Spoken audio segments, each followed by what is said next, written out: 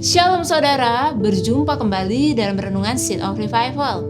Episode kali ini saya beri judul Enjoy the Little Things. Kita sudah merenungkan episode sebelumnya, bagaimana Daud dapat mengatasi perkataan buruk tentang dirinya, yaitu Daud tidak mau menjadi korban serta menjadikan perkataan manusia sebagai nilai dirinya. Daud memilih untuk berani maju dan tetap percaya serta berpegang kepada setiap janji Allah.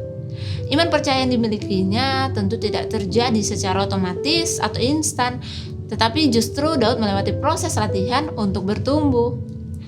Mari kita renungkan apa sih proses latihan Daud sampai memiliki iman percaya mengagumkan dan membuahkan hal baik, bukan untuk dirinya sendiri loh, tetapi juga untuk orang lain.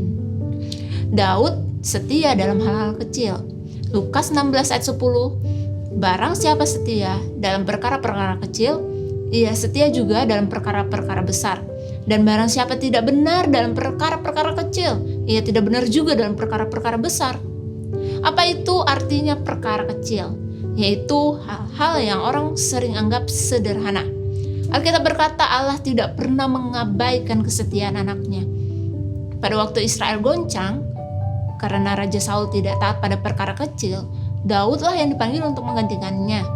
Daud padahal adalah seorang gembala domba, sederhana, tapi karena dia menjaga dombanya dengan baik, kesetiaan itulah yang dilihat oleh Tuhan.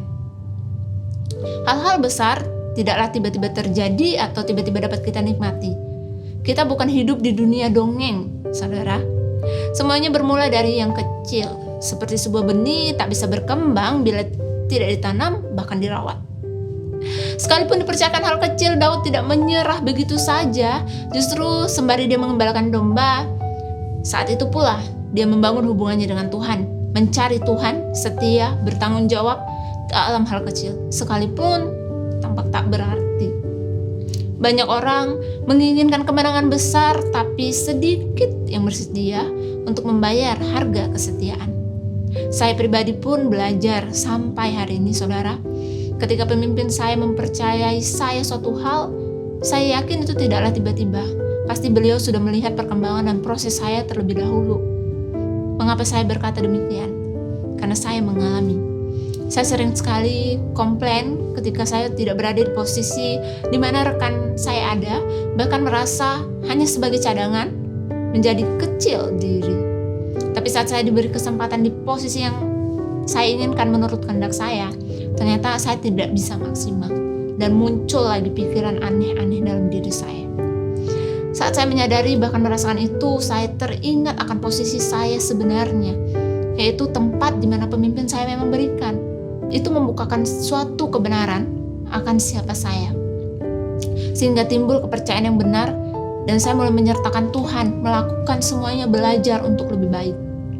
Setia dalam hal kecil, karena yang Tuhan mau bukanlah apa yang kita lakukan besar dan memuliakan diri kita, tapi yang Tuhan jauh lebih mau akan kita ialah kesetiaan dari hal kecil, lurus pada kehendak Tuhan, bertanggung jawab akan itu, serta menyertakan Tuhan, sehingga nama Tuhan lah yang dipermuliakan. Buah dari kesetiaan itu akan berkembang memunculkan rasa percaya. Seperti Saul melihat kesetiaan Daud, akhirnya dia percaya dan mengizinkan Daud maju mengalahkan Goliat. 1 Samuel 17 ayat 37. Maka dengan demikian juga orang akan menikmati kerajaan Allah melalui apa yang kita lakukan, meski kecil. Mari berjuang mulai mempercayai Tuhan dalam hal kecil dengan visi yang Tuhan taruh dalam hidup kita. Jangan hiraukan apa kata dunia, karena nilai kita bukan berdasarkan apa kata dunia. Secara tidak langsung kita sedang bersaksi bagaimana Tuhan telah membuktikan dirinya dan membawa kita berhasil melewati berbagai-bagai hal kecil, bahkan hal besar, karena Dia ada dalam kita dan itu pasti membuahkan. Tuhan Yesus memberkati.